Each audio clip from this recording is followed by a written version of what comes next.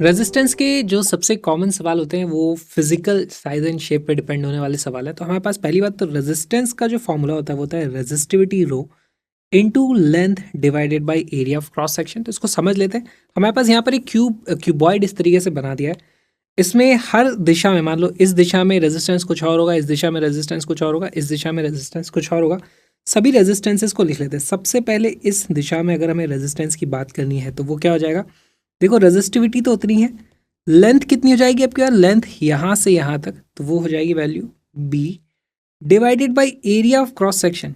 अगर इधर जाना है तो एरिया ऑफ क्रॉस सेक्शन उसके परपेंडिकुलर वाला ये हो जाता है, जिसकी वैल्यू कितनी आती है, ये वैल्यू है a, ये वैल्यू है c, तो आ जाएगा a c इस तरीके से।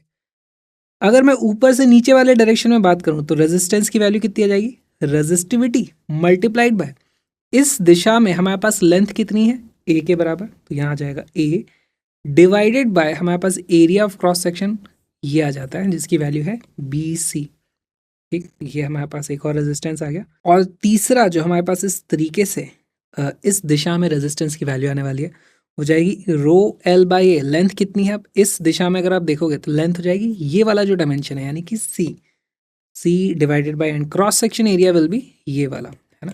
इसी के क्रॉस सेक्शन से हमारा करंट जा रहा होगा, तो ये आ जाएगा ए बी। तो सेम क्यूबॉइड में रेजिस्टेंस की वैल्यू अलग अलग आ सकती है, बी से सी सब अलग अलग वैल्यू, सारी वैल्यूज अलग है। ठीक है। अच्छा, हमारे पास मान लो कई बार इस तरीके से एक वायर होगा, है ना, इसकी कुछ लेंथ एल होगी, इसका कुछ रेडियस आर होगा। तो यहाँ पे देखो हम रेजिस्टेंस को क्या लिखेंगे, R is equal to rho L divided by A. अब इसमें दो तीन तरीके के सवाल होते हैं। ठीक है, अगर इसमें बोल दिया कि volume is equal to constant है, इसका मतलब कैसे बोला जाएगा, बोला जाएगा कि इसी तार को हमने खींच दिया या फिर इसी को रीमोल्ड कर दिया, पिघला के कुछ और बना दिया। तो उस केस में आप देखो इसको दो तरीके से लिख सकते हो। या तो मैं लिख दूंगा resistance is equal to rho L by A है, यहाँ पर ऊपर और नीचे एल और एल से मल्टीप्लाई कर दोगे तो यहाँ पर देखो एरिया इंटू लेंथ क्या हो जाता है हमारे पास, वॉल्यूम। तो इसको मैं लिख सकता हूँ rho L square upon volume. तो मैं क्या लिख सकता हूँ, resistance is proportional to L square अगर हमारे पास वॉल्यूम कांस्टेंट है तो। और इसी को लिखने का दूसरा तरीका हो जाएगा मेरे पास, देखो आर को मैं लिख सकता हूँ रो एल बाय ए। अब की बार ऊपर नीचे आप एरिया एरिया से मल्टीप्लाई कर दो, तो ये क्या हो जाता है, rho into volume divided by A square. इस केस में हम देखते हैं R is proportional to 1 upon A square.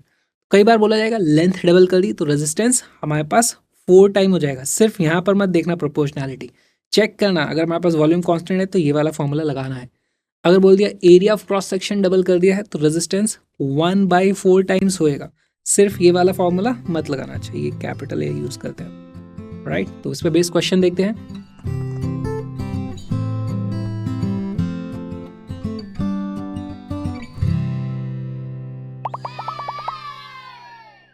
इस क्वेश्चन में हमारे पास एक वायर था जिसका रेजिस्टेंस था R1, उसको खींच करके लंबा कर दिया। इतना लंबा किया कि उसकी लेंथ डबल हो गई ओरिजिनल लेंथ के। तो उसके नए रेजिस्टेंस का और पुराने रेजिस्टेंस का जो रेशियो है वो आपको बताना है। वॉल्यूम कांस्टेंट यहाँ पे रहने वाली है। वीडियो को पॉज करो, क्वेश्चन को solve.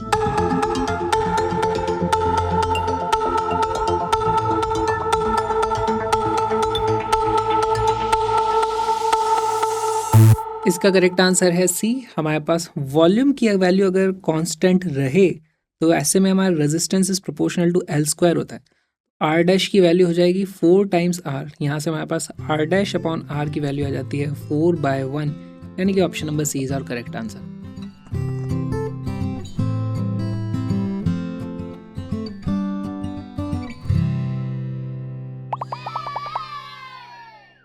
If a wire is stretched to make it 0.1% longer its resistance will be. तो यहाँ पर क्या होने वाला है, पहली बात तो उसको जब खींचते हैं तो इसमें आपको याद रखना है कि वॉल्यूम की वैल्यू कांस्टेंट रहने वाली है। इस असम्पशन के साथ अभी हम देख चुके हैं कैसे सॉल्व करना है। वीडियो को पॉज करो, क्वेश्चन को सॉल्व करने की कोशिश करो।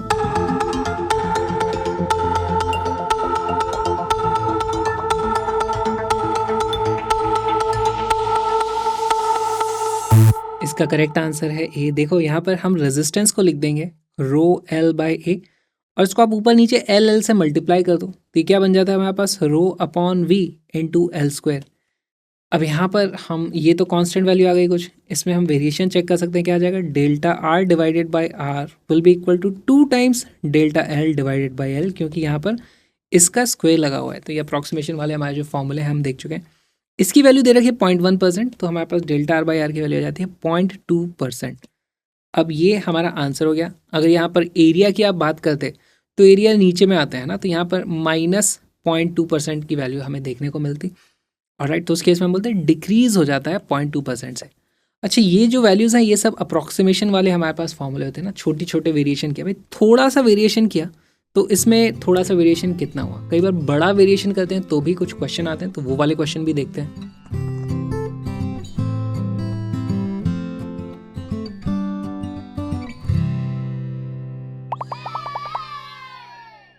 The length of a given cylindrical wire is increased to double of its original length. The percentage increase in the resistance of the wire will be.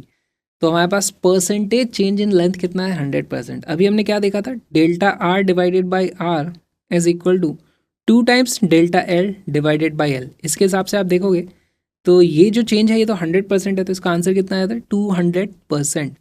और ये आ जाता है गलत। क्यों? क्योंकि ये जो फॉर्मूला है ना, ये सिर्फ छोटे छोटे चेंजेस के लिए वैलिड होता है। This is valid only for small changes, valid for small changes. अब की बार हमारे पास स्मॉल चेंज नहीं है, उसको डबल कर दिया गया है, तो यहाँ पे आपको एक्चुअल कैलकुलेशंस करनी पड़ेंगी। वीडियो को पॉज करो, क्वेश्चन को सॉल्व करो, आंसर लाओ।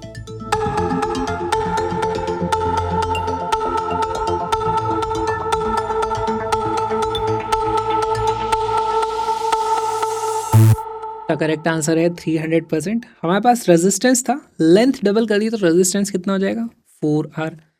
हमारे पास चेंज इन रेजिस्टेंस की वैल्यू कितनी आ जाएगी, 3R। परसेंटेज चेंज की वैल्यू कितनी आ जाएगी, 3R divided by R into 100, यानी कि 300%। और यही हमारा करेक्ट आंसर है, 300%।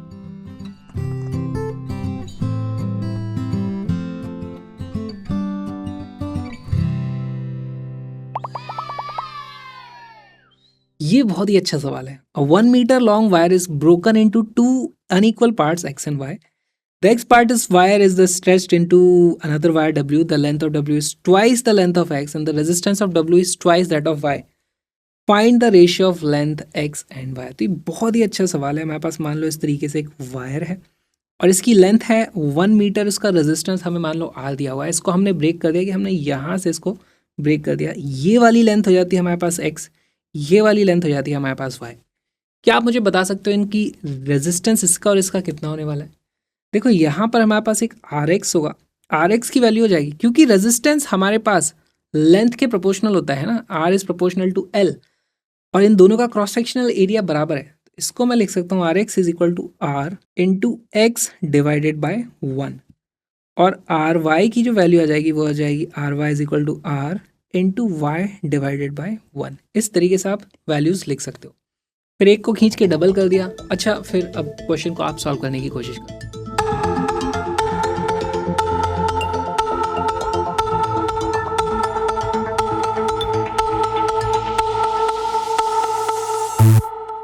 इसका करेक्ट आंसर है बी।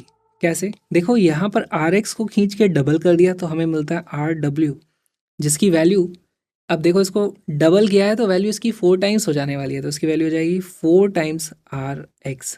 ठीक, और ये जो वैल्यू है वो है 2 टाइम्स Ry। यहाँ से हमें क्या मिलता है, 4Rx is equal to 2 times Ry की वैल्यू कितनी है, R इंटू वाई के बराबर। यहाँ पर R से R कट जाएगा, हमारे पास x एंड y के बीच में एक रेशियो आ जाएगा, x upon Y is equal to 1/2। Option B is our correct answer. बहुत ही अच्छा ये सवाल था। ये जो छोटा सा वीडियो आपने देखा एक्चुअली एक छोटा सा पार्ट है बढ़िया से क्रैश कोर्स का, जहाँ पर हमने 11th और 12th के सारे टॉपिक्स को कंप्लीटली कवर कर लिया है सिर्फ 40 दिनों में। Link is in the description, उसको ज़रूर देखना। एक भी टॉपिक छोड़ा नहीं है। आप एक्चुअली जो कलरफुल PDF हैं वो एब्सोल्युटली फ्री हैं, आप देख सकते हो क्लास नोट्स में जाकर के कि क्या क्या चीज़ें कवर कराई हैं। उससे आपका बहुत अच्छा रिविजन भी हो जाएगा। और आ जाओ जल्दी से पूरे स्ट्रक्चर्ड कोर्स में। लेकिन उससे पहले मेरे व्लॉगिंग चैनल को भी ज़रूर सब्सक्राइब करना। मैं जाने वाला हूँ एक इंडिया रोड ट्रिप पे, तो हम मिलेंगे व्लॉग में या कोर्स में, that you decide. See you soon.